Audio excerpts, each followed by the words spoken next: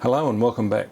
In this video we're going to take a quick look at the selection and masking tools available in Lightroom Classic, because I've seen a lot of people are failing to use the extent of the tools and are ending up with poor selections and they're not happy with the results. So let's jump in and take a look. So here we are in the Develop panel in Lightroom. This is very familiar to anyone that's been using Lightroom for a while, and what we're going to be talking about tonight or today in this video is what we can do with the selective adjustments that we can make using masks and selections. Now, one thing to remember in Photoshop, when you talk about making a mask and making a selection, they're two parts of the same thing, and obviously in Lightroom we have the same thing applies. When we make a selection, it forms a mask inside the masks panel in Lightroom.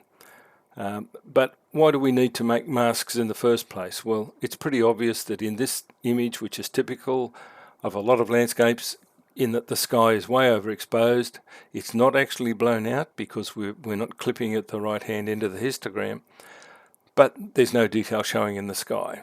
And conversely, in the foreground here, everything's a bit underexposed. So by using our masks panel, we can then make some selections and apply selective adjustments to them. So that's pretty obvious. And one thing to point out here right at the beginning is that when we're talking about Lightroom masking, it is exactly the same as the tools found in Camera Raw. They're just in a slightly different place in the Camera Raw panel. I don't know why Adobe insists on changing things around and giving some slightly different terminology between Camera Raw and Lightroom. It's not as if it's two different companies doing this, but obviously different teams of people working on the software. So how do we go about this? Well, obviously the first thing we need to do is to click on the masks panel, and that opens up some options for us. And right from the outset you can see that there's a differentiation. There's a few larger icons here which we're going to call the automatic tools, because when we click on the option here to select the subject, select the sky, or select the background, the software will do all the work for you. Now, it doesn't do a perfect job, but it does a pretty good job. So those tools, a bit self-explanatory, and then below that we have a number of other items listed here, and I call these the manual tools, because when you select one of these options, you're going to need to provide some further input for the software to actually create the selection. And then right down at the bottom we have another one which is like a semi-automatic group of selections which deals with people, and we'll come back and look at that with another example a little bit later. But firstly, these are what I call the automatic options, and let's click on select subject. The software is trying to determine what is the subject in the photograph, and depending on the content of the photograph, it's going to do a good or a not so good job of trying to identify things. And you can see here that we've got our mask made. It's done a fairly good job of identifying the edges of the building where it's against a clear sky, but then when we come down into the foliage area, it's not done a perfect job. And this is one of the things that you will see in the real world, not in the pretend world of some of the YouTube enthusiasts that will pretend that every time you make a mask it's perfect. A lot of the time the mask is not going to be perfect, and we're going to need to do some things to make a proper selection. But for the purposes of this exercise, we're going to go through the different ones and have a look at them one at a time, and then we'll look at how we can then modify those to make a more effective mask. So having clicked on the select subject, what we've got now is we've got a mask formed. It's called masked one, and it's made up of the select subject. So that's fine. That sort of looks obvious. Let's have a look at making a new mask. And once we've already made a mask and we click on the create a new mask, we no longer have those ones identified separately as the automatic masks. All we get now is a full list. So in this next option I'm going to click on select sky, and the software is going to go and try and find the sky. Now it obviously looks for the brightest parts of an image, the areas near the top of the frame, and it will do a fairly good job of selecting even around some of the foliage and things like that. So you can see here that it's actually done a pretty good job. We have the pink overlay or the red overlay, but again, in some of these areas there's a few holes in the foliage, hasn't quite got that perfect. It's a little bit sort of partially selected here, and it does actually sometimes bleed around the edges of buildings, and so it, again, not a perfect mask, but at least we've got a head start on that. So now this is called mask 2, and it's made up of the sky mask. And so for the purposes of the exercise, we're going to go down to the third of those so-called automatic selections, and we're going to click on select the background. And what it's done here is that it's selected not only the background, the foliage, but we've also collected the sky, because it says, well, the subject of the photograph is the building, even though it's not perfectly selected, and everything else is background, and that includes the sky. So in that case, that mask is not entirely usable, and we would probably do something a little bit different. But they're the automatic tools. Let's have a look at the manual tools. So now we're going to have a look at the what I call the manual tools, and we'll just come up again. We'll leave these masks in place for the moment because we were going to come back a little bit later and do some modification there. But let's go back in, create a new mask. There's no real limit to how many masks you can apply to a particular photograph. So let's come down. Now the select landscape is what I call a manual selection tool, because once you click on select landscape, the software is going to go away and look at what sort of options it considers in this photograph as being elements of landscape. Now, it's identified just 3 sections in this photograph, and we'll look at another one later on that has a few more in it, but it's identified an area called sky, which we've already made a mask on. It's identified one called architecture, which is pretty much identical to the selection of select subject, and it's then identified vegetation. So this is a little bit more useful than the other automatic tools. And then once we've had a look at these landscape options, we can say, well, okay, yeah, I want a sky mask, I want an architecture mask, and I want a vegetation mask. So it's going to create 3 masks, and if I click on create mask, it is now going to create those 3 extra masks. We've got the sky mask. We'll just come down here, vegetation mask. These are the ones that we created earlier. So we've got vegetation, architecture, and sky. So we've got a number of different masks, and once we've made a few like this, it's often handy to come back and rename those. And if you wanted to rename a mask that you've already created, if you come over to these 3 little dots here next to the eye symbol, fairly self-explanatory, turns that mask off and on temporarily while you're holding down your mouse button. But if you click on the 3 arrows here, you can obviously rename it. You can invert that mask, which is often sometimes a quicker way to find a selection that's a bit tricky, is to select its opposite and then invert it. Or you can duplicate and invert the mask, which means it makes a duplicate of that mask and inverts it, which is also very handy. And then we come down to some other tools and duplicate and so forth. So once we've got those tools available to us, we've got a little bit more in the way of options. And so with all of these masks in place, let's go up again, create a new mask. We've done the subject, we've done sky, we've done background, we've looked at landscape. We'll come and look at select people in another example in a minute. And then the other options here are select objects. And again, select objects gives you a tool that you then use to identify what is the object I want to select. So I want to select this building. Let's see if it will do a better job of selecting the building. And all I'm doing is drawing an outline around what I think are the extents of the building, and let that button go. And fairly unsurprisingly, it comes back with pretty much the same selection that we got with the select subject. It's a little bit better refined, I think, but again, it's not quite right. If I click and zoom in here, you'll see that it's a little bit dodgy around those edges. But again, as I said, these mask tools are not perfect, but they're a starting off point. So let's look at the rest of the other tools. Select object, select brush. Well, obviously with a brush tool, we're going to brush on to make a selection. Now, when you click on the brush tool, you've got options here for the size of the brush, which you can also increase and decrease with the square brackets keys on your keyboard. You've got amount of feathering, which is the distance or the difference between the inner and outer circles on that brush.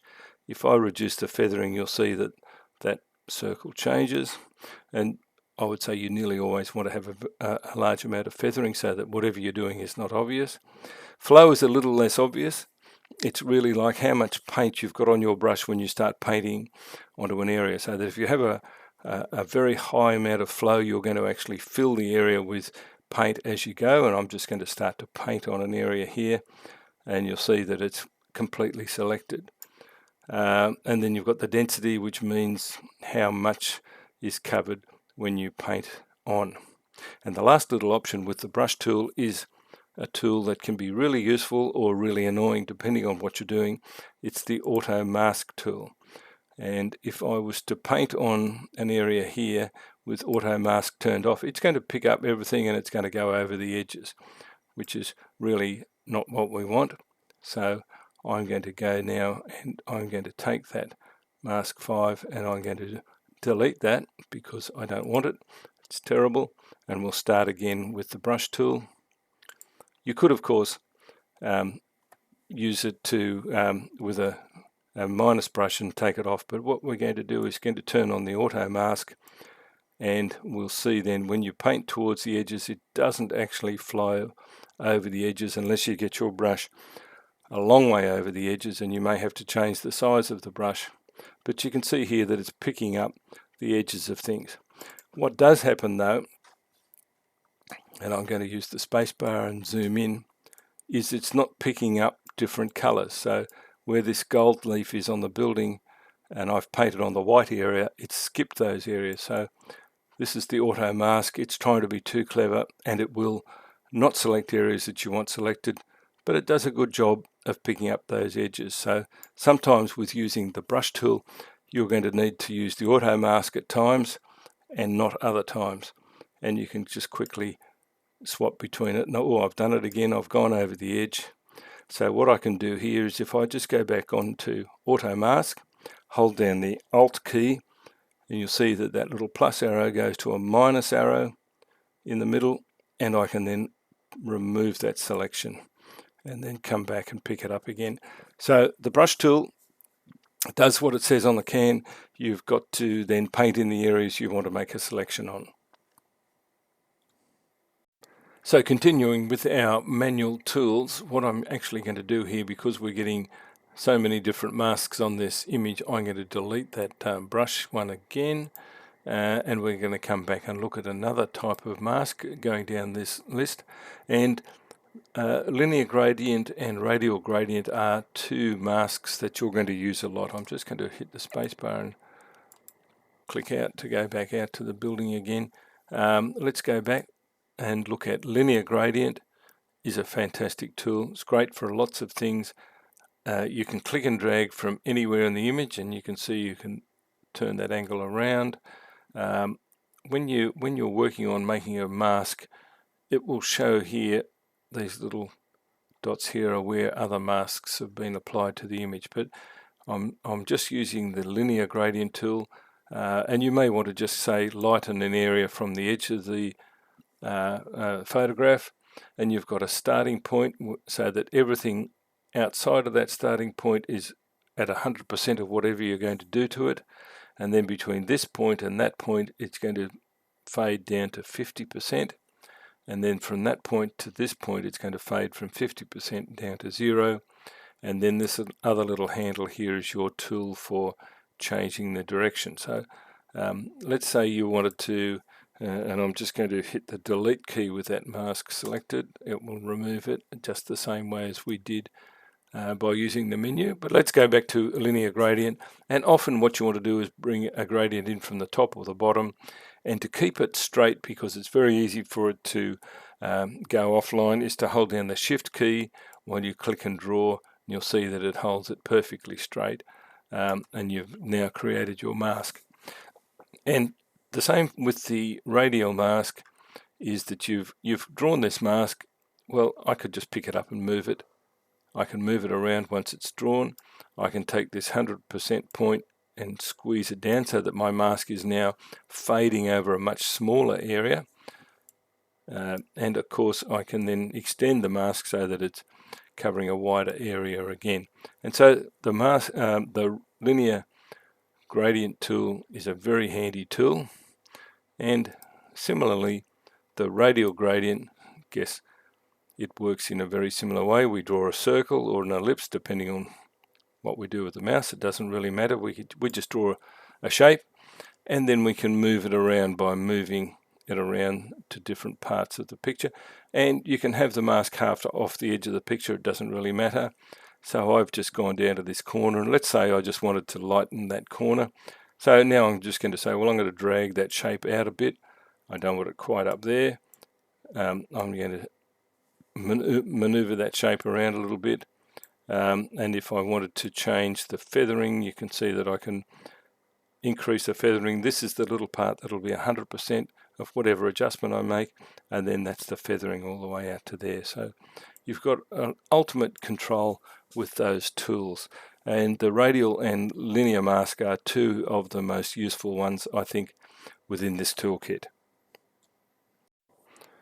So now moving on from the radial and linear gradients, we're going to look at the last couple of options, and these are the color range option or the luminance range option. There's a further one called depth range, but it only works with images that have some depth information recorded in the metadata, and that would probably apply to some smartphones only. And in this case we're not really going to go into that, but we've got these two other options here.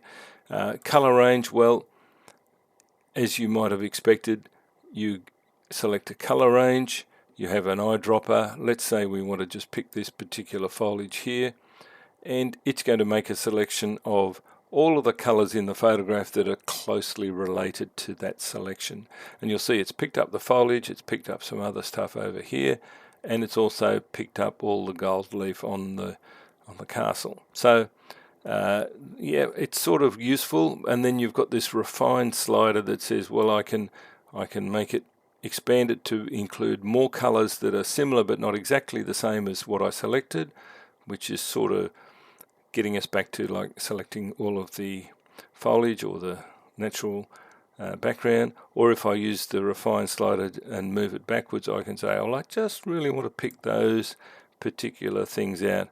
But then of course we've got these other things included, and so it comes back to what we need to do then to refine these selections, which we will get to very shortly. So that's our color range, and of course our luminance range. As you may well have expected, we make a selection of a luminance part of the image, and it will select all of the areas closely related to that. So what I'm going to do here is actually select part of the building, which is nearly white but not quite. And you'll see now, well, it's picked up an awful lot of areas within the photograph, and I find this this option to be a little bit less than ideal. We've made this selection. It says, well, okay, that's the range that I'm going to sample, but then I'm going to feather, or I'm going to partially select all of these ranges here from basically to pure white. Well, if I don't want all the pure white, I'm going to say, if I move that slider back, you'll see that parts of the sky now become not quite so selected, although we've got a little bit of area up in the corner. And this range here, which is into the darker tones, if I move that back towards the middle, we're starting to get closer to this selection. But of course I've still got bits of sky here and there, so I could then say, well, actually I want to narrow that down further. And so you've got to then fiddle with this until you can get a reasonable selection. But again, it's going to pick up areas that are not ideal. So let's now look at the other option here, which was for selecting people, and we need to look at another photograph, so unsurprisingly, with people in it. So now we need a photograph with some people in it, and I have one here that I prepared earlier. This is also from Japan, and I'm just going to turn that off for the minute because this software can be very handy, because in this image I've got two young girls here, very dominant in the frame, and I've got a number of other people out of focus in the background which are not really what I want to select. But if I just click on this option here for selecting people, I call this a bit of a semi-automatic selection, because once you've clicked on the option to select people, it's actually had a look at this, and I can just hover on the little icon that says all people, and it's showing me that it's selected these two girls completely. Or I could just say, well, I want person 1, which is the girl on the left, or I want person 2, the girl on the right. It's completely ignored those out of focus people in the background, which is quite useful. But now, once I've selected this person 2, I click on that person 2, and it's now going to do a little bit more work and select some other aspects of this person. Now I'll untick that box that says entire person. If I hover over each of these areas, it's going to identify for me what it considers to be the parts of this person. So I've got facial skin. You can see there that it's identified facial skin. It'll identify what it calls body skin, which in this case is the two arms. Eyebrows, eye sclera, which is the white part of the eye. Iris and pupil. In this photograph it's pretty small. Lips, teeth, there aren't any teeth to select. Hair, and clothes. So depending on what I wanted to do with the photograph, I could choose to select, well, let's just say the skin, the eyebrows, the eye sclera, the iris and pupil, lips, teeth, hair. So that's what I'm going to have. It's all of the face of this young girl and her arms, and then it will create masks for each of those so that I can individually change those parts of the photograph. Now, if you've got a bunch of other masks already on the photograph, it's going to get a little bit complicated, but let's just do this to see the result. And it's now got mask 1, which includes all of those options you can see down here, hair and so forth. And of course I could remove any of those if I decided, well, I don't really want to include the teeth. Well, I could just come to that teeth section, click on that, and delete the teeth, and I've still got all the other masks. So that's quite a handy tool if you've got people in your photograph and you need to make some adjustments to different elements of the person. That can work really well. So now that we've looked at all of the different ways we can make selections, as we said, they're not quite perfect, but they're a good starting off point. So how do we then go about refining those selections to make a usable mask so that we can then carry out our adjustments? Well, we're going to go back to that first image and we'll do some fancy work on that now. So let's go back to that original image we were looking at that we made all those other selections on, and we can actually, what I'm going to do is click on here, and we're going to start over again because we start to get into some crazy options here, and I'm going to say delete all masks. We're going to start all over again. We'll come back and let's say that we're going to work on the sky. And so we've got a sky selection made, and this is where most people stop when they're using these masking tools because they're not quite sure how to proceed from there. But this is where we have some further tools available to us. So what I've got now is I've got a mask called Sky, and when I click on that mask, it opens up and it tells me that it's made up, so far that mask is made up only of the sky. But you'll see down here I've got two little boxes. One says add to the mask, the other one says subtract from the mask. And if I hold down the Alt or Option key, it changes to intersect. And so I can create another mask, and all that will be selected is where the two masks overlap.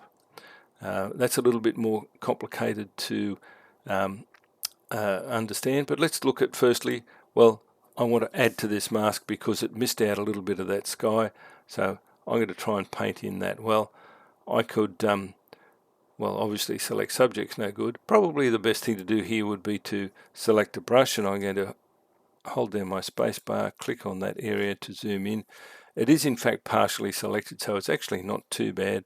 I'm going to leave the auto mask tool on, and I'm going to paint in here, and you'll see that this is not doing a great job because it's picking up all the other stuff, even though I've got auto mask turned on, and so that's not really going to help me. But I would like ideally to pick up these other little areas, and so this is a little bit tricky.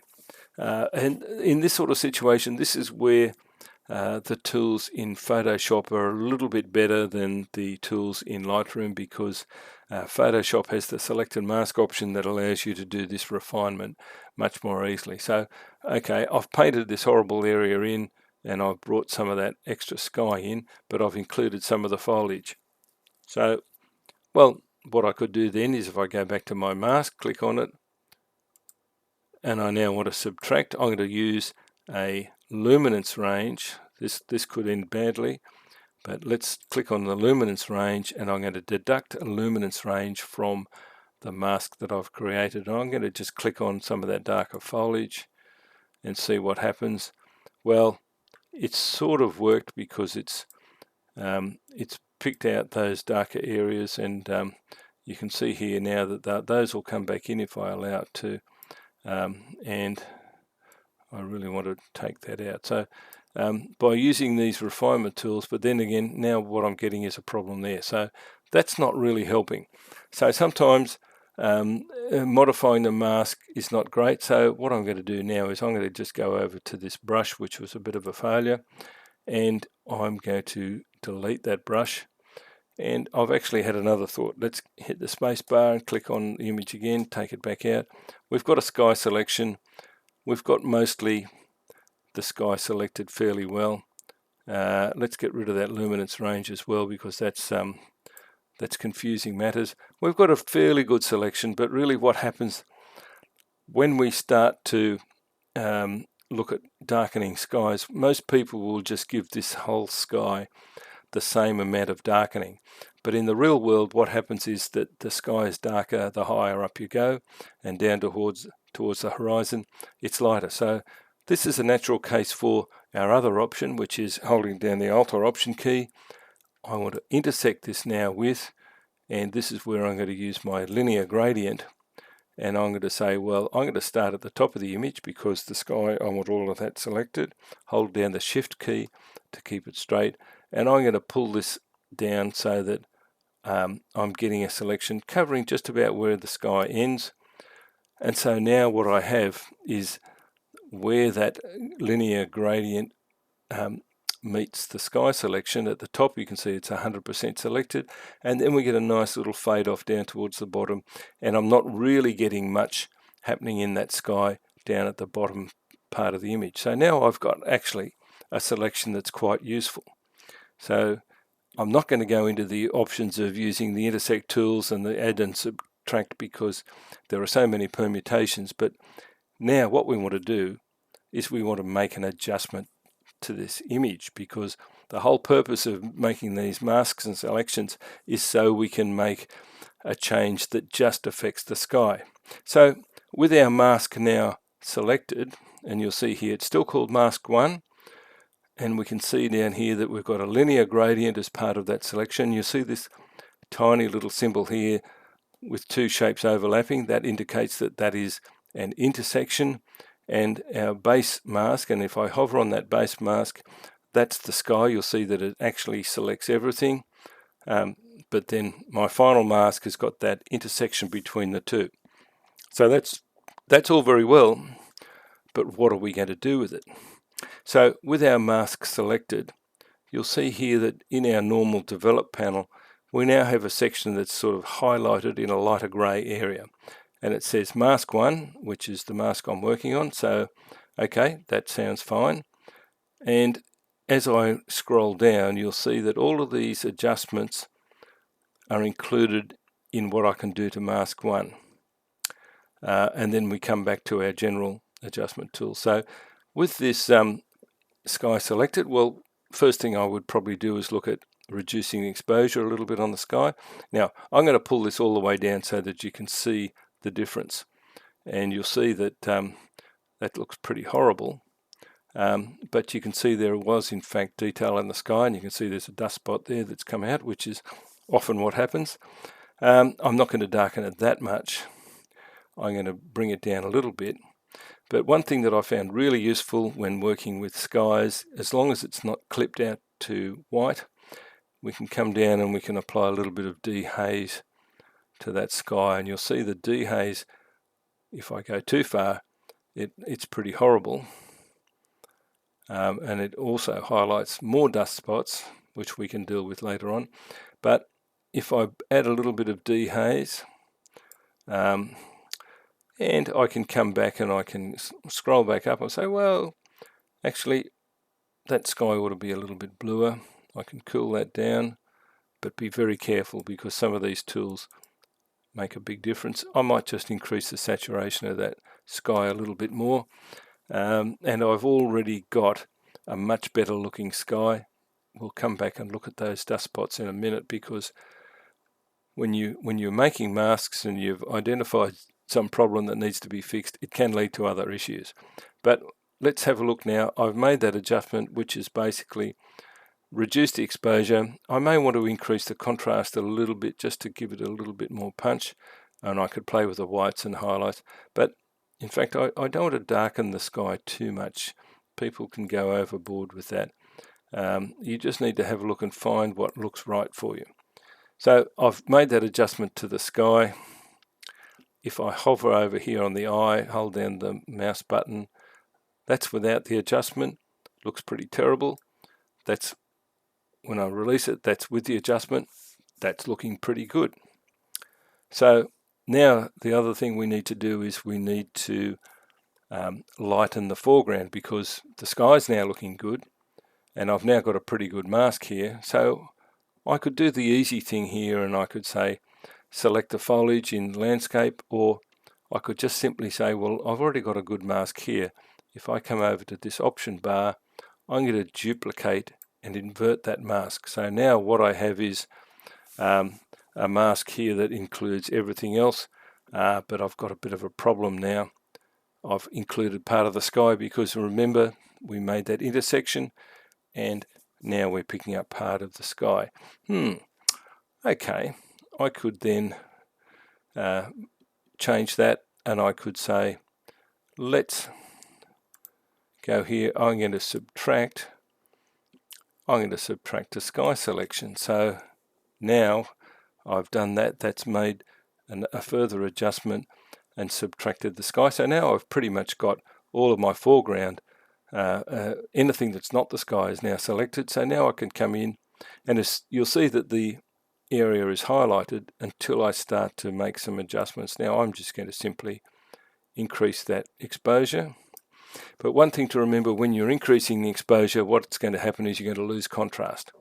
So that if you increase the exposure, you want to increase the contrast as well. And you just need to sort of balance that out with the sky in the background.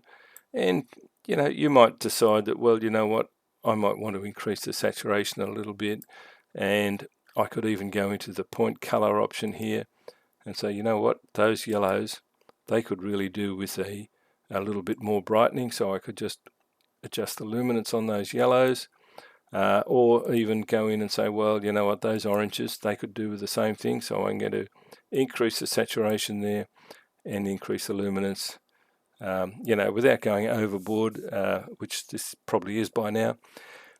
But there's where we can make those selective adjustments, and we can go back all the way to turn off all of our masks, so that we've gone back to now our original photograph.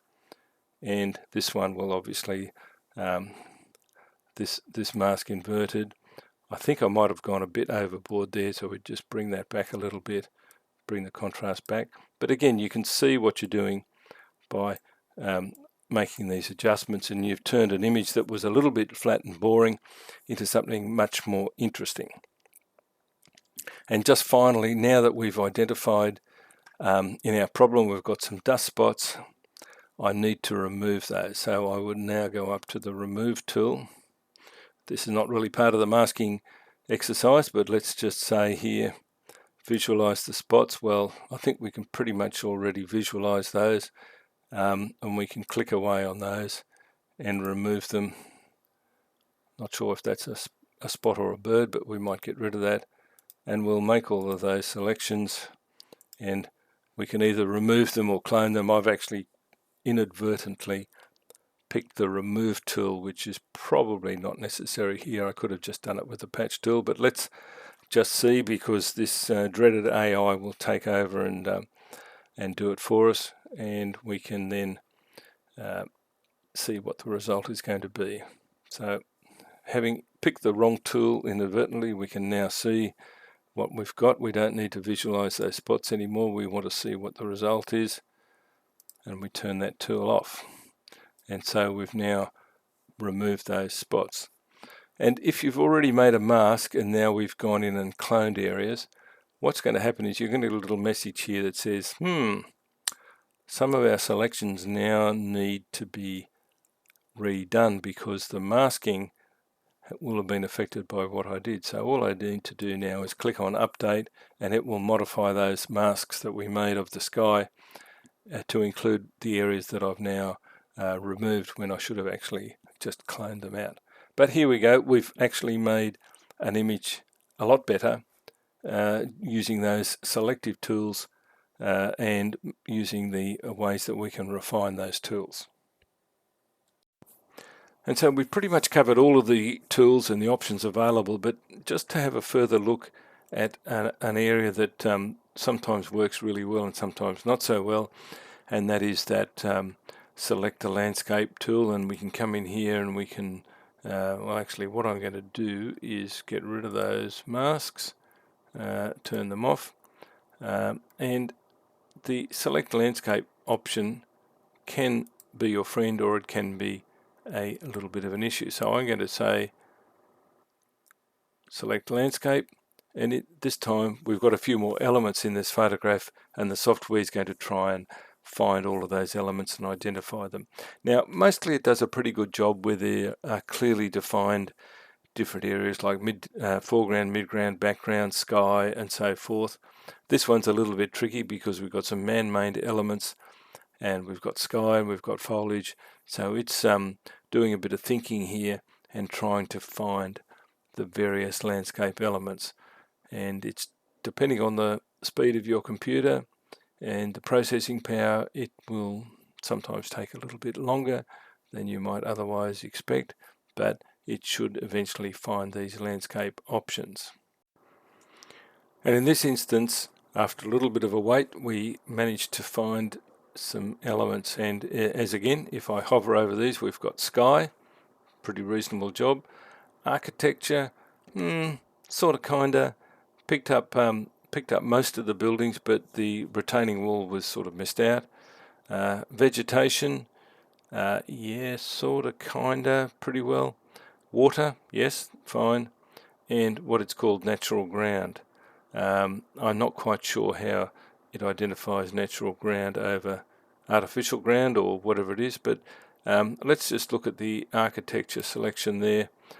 We can see there that yes, we can make a mask, but it's not perfect, and we still need to modify some of those areas. So the summary out of all of this exercise is that the automatic and semi-automatic tools and even the manual tools here work pretty well most of the time for most areas, but in a lot of cases you're going to need to intervene and do some extra work. So in this case I'm going to create that mask of the architecture, but now I could just obviously simply add to that with a, well, let's hope that the brush tool is going to be our friend now, and we have the auto mask option on. We can just paint in that area of the retaining wall, and to be fair, that some of these features can be a little bit misleading because they sort of fall into the area of is it natural or is it not, and so that with that selection made I could then, well, I don't know really what I want to do with this now, but you could make some adjustments, and so just bear in mind that in most cases you're going to need to make some extra adjustments to those selections. So I hope that's all been useful. Let us know in the comments, and I look forward to seeing you again soon.